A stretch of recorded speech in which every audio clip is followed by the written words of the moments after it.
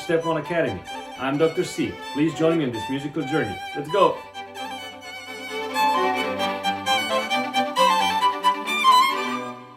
Hey, Sinisa, thanks for having me. And thank you, Step One Automotive. This is a great series y'all are doing, and we are very grateful for it. So I'm Kristin King. I moved to Savannah in 2004. I'm from Michigan originally. I moved here and I had met my now business partner, Ricardo Ochoa, who, if you're following this series, you've met him as well. And we had started our booking agency called New Arts Ensembles. Ricardo actually started it in 2002, and then I came on board. And since then, we do about 200 weddings a year, another 100, 150 corporate private events. We book all different types of musicians, obviously classical, jazz, bluegrass, steel drum players, bagpipes, the whole lot. So a big supporter of local musicians. It's really great. Some of my best friends, it's super fun writing checks to your friends and building the community here. So just very grateful for the work that we're able to do. That's awesome.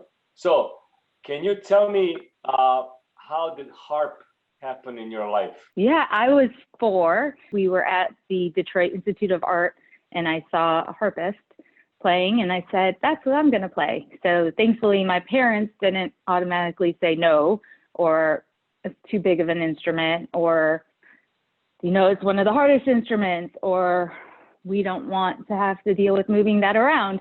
My parents are very supportive, and my mom was an educator her whole life. And so they just did their research and started me on piano at 5 and then harp at 7. So what would be your go-to melody if you sit down and you kind of just warm up and you play your instrument? It depends what type of gig I'm going to be playing. So I have a lot of flexibility with that. So I like an old classic, Ain't Misbehavin' is a fun one with a whole lot of footwork, but it's super fun to play and it makes me happy.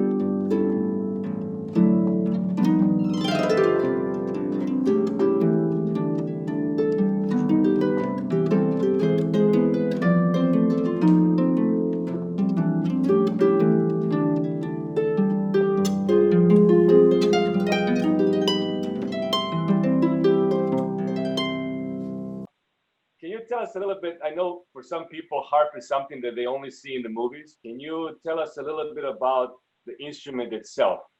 Well, the first harp, it's one of the oldest instruments. So 3000 BC, it was a very simple, like a bowed piece of wood with some strings. So this is a semi-concert grand. So the concert grand harps have one more string on them. And this harp, they actually don't make this style anymore. But it's made by Lyon and Healy, which is based out of Chicago.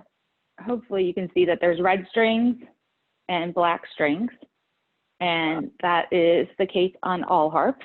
And every red string is a C, and every black string is an F.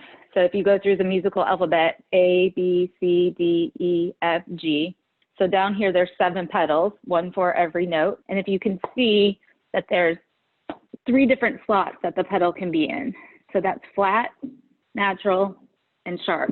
So this is C flat. And if you can look at the little mechanisms here, see those move? C natural and C sharp. So it moves each note a half step. And that's going to move every C. Using your hands and your feet to play all the time. right? That's right. But yeah, there's a lot to think about. And, you know, sometimes when you're practicing, you just practice pedal changes. You just count the measures. You're not even playing, you know, with pieces that are very complicated.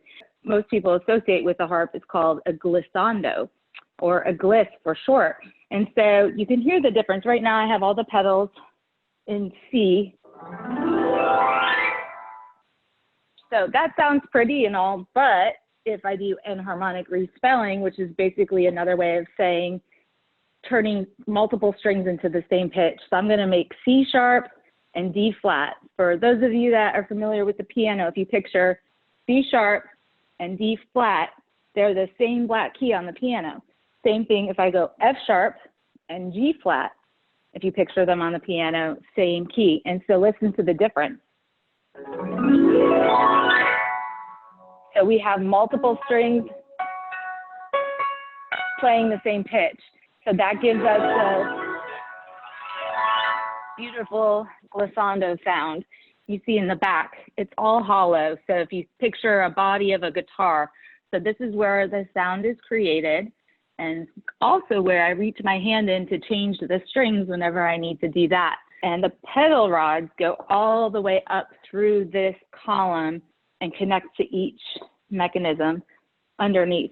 So it's a very complicated instrument, and a lot of craftsmanship and a lot of work goes into these. How many strings do you actually have on that harp? The concert grand has 47. A lot of times, you know, when I play my regular gigs during normal lifetime at the Marshall House, I get to interact with new people that I would never necessarily have the opportunity to meet. It's been really fun because people toss out ideas for requests, and some of the best requests I've gotten that have become part of my standard repertoire for gigs have come from that. Like Purple Rain by Prince is actually super gorgeous. I've seen grown men weep over it, and they're shocked why they don't realize why they're even crying.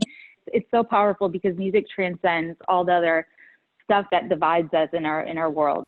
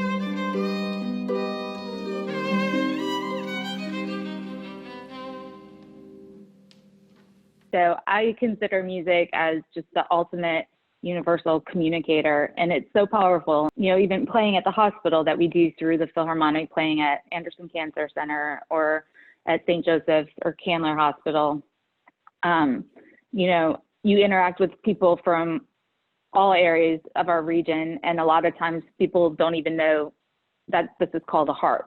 They ask what the name of this is, or they think it's a cello or a piano, or someone asked me if it was for x-rays. So, you know, they're not exposed to this, but then I can sit down and play, you know, Freebird or like Garth Brooks, The Dance, and I have these men in tears, you know, and it's so powerful because music transcends all the other stuff that divides us in our world. So language barriers, socioeconomic barriers, any of those, they go away. I'm so thankful for your time and for everything that you're doing, and a jewel in Savannah. Thank you so much. Okay. Thanks. Bye-bye. Bye.